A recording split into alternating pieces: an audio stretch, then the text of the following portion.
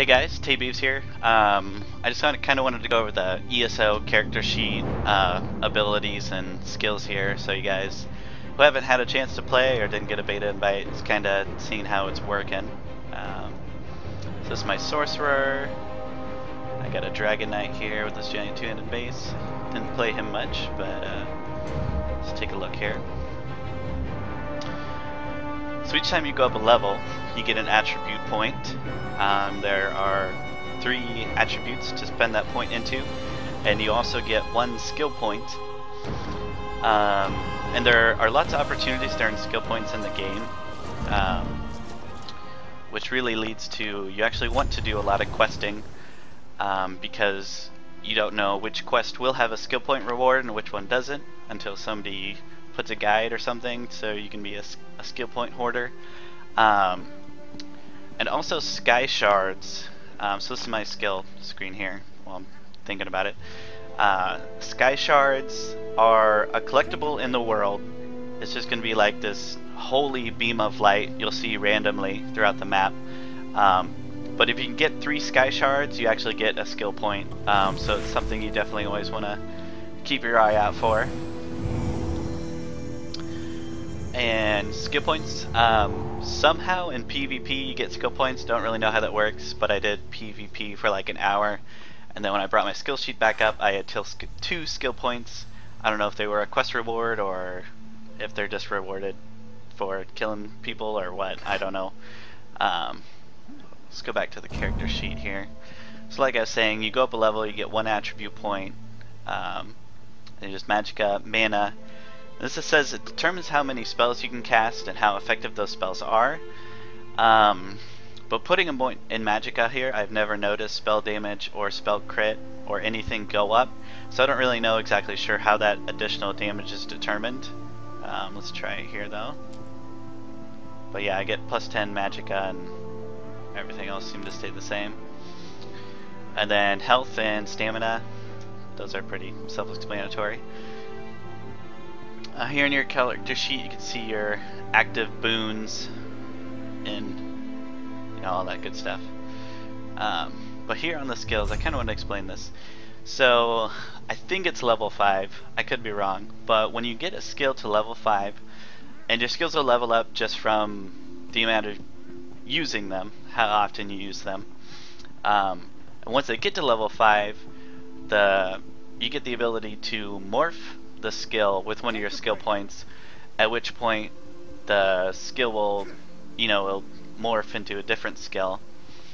For example, crystal fragments at first is just a damage spell, and then when you morph it, it gets the ability, chance to make your next use an instant cast at cost of 50% less when activating an ability with a magic cost. And that wasn't originally on the skill. And then I think the other morph option was maybe just a higher damage spell. But I like that possibility of the lower mana cost, so I morphed it into that. And that's just level 1, so I think, once you morph an ability, the skill level or the speed at which that levels up is a lot slower. And so I think I might have kind of screwed this up going into all 3 of my class trees here. I was kind of wondering if maybe you just want to go into one specific one. So I kind of focused on storm calling here and got my ultimate ability there. And on your action bar, you have room for 1 ultimate ability, and then you have 5 skills. So like I was saying, that's level 3. When it gets to level 5, I'll probably be able to morph that with a skill point. And skill points are used to basically unlock the skills. And then, so the different trees also will level up here. You see Storm Calling 17, and the speed at which that levels up is also determined on how many of those skills you use. So Storm Calling, I'm using 2 of these abilities. It's going to be leveling up faster than my Daedric Summoning class tree because I'm only using that 1 ability, and I don't think I'll be investing into any of those ones. And the summoning seems like more like Warlock. Storm Calling seems to be only lightning, but kind of your spellcaster. and then dark magic, which is a little bit mix of both worlds. And so also you got your weapons: two-handed, one-handed shield, dual wield, bow, destruction staff, which is your sorcerer, and there's some passive abilities, which is cool. So this helps my heavy attack. Restoration staff, you want to be healing. The restoration staffs will actually have healing for the amount of damage you do, I believe is how they work. And they're a little bit, I think they're more about like holding your button down and having a steady attack, kind of channeling, as opposed to destruction staff where you're going to be shooting things like lightning bolts or frost bolts. But then again, you can, if you get enough skill points, collecting them through quests or finding the sky shards, I'm sure you can spec into whatever you want. Armor again, light armor, medium, heavy. And world, I found soul magic. I don't know if there's maybe more world magic later on, but that's soul trap, which is draining health from enemies to fill your soul shards, which you use for resurrecting yourself or other players. So that's actually pretty handy. I don't know why I don't have a skill point in it. Guilds, you get skills based on the guilds you're in. So I'm in the Mages Guild. Passive abilities that are going to be good for spellcasters.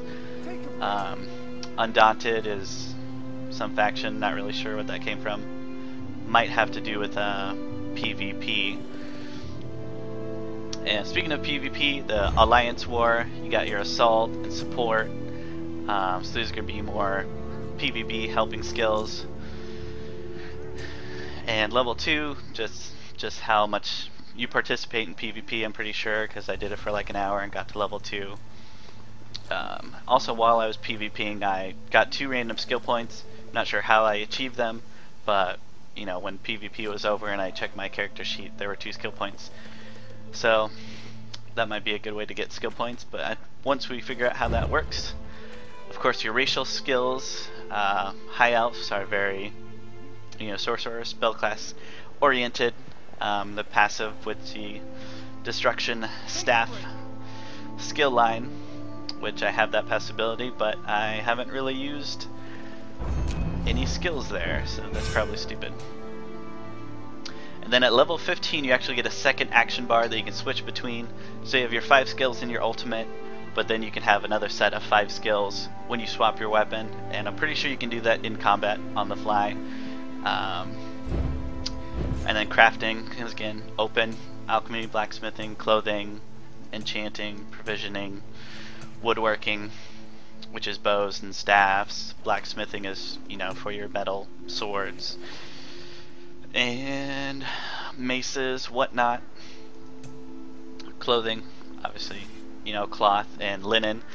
The cool thing I like about this game is actually your linen for like your cloth materials is gathered from plants, as opposed to killing humanoids and things, or just getting the drops to deconstruct those like in certain games. The other thing about gathering in this game, it seems to be very, very, very random, which is why I got this keen eye. Helps me spot plants to harvest for clothing materials, which is kind of cool since I need to pay more attention to things. But yeah, so that's a quick overview of the class character sheet and skills. Your inventory, you notice, is a little bit different from the other Elder Scrolls games because there are no weights to items.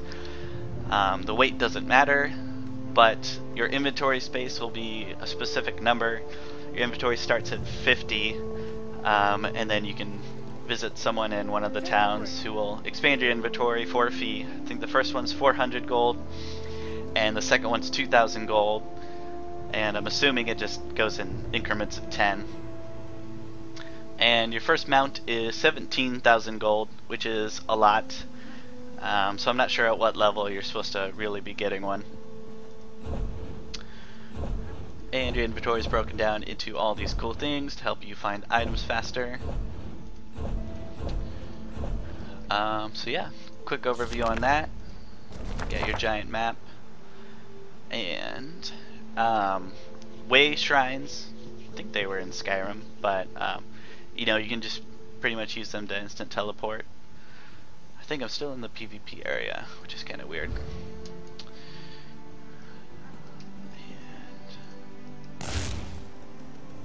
yeah, this would be shocking someone if there was an enemy nearby.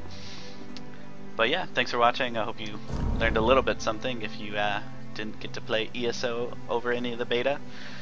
And hopefully I'll maybe have another video next beta weekend or something.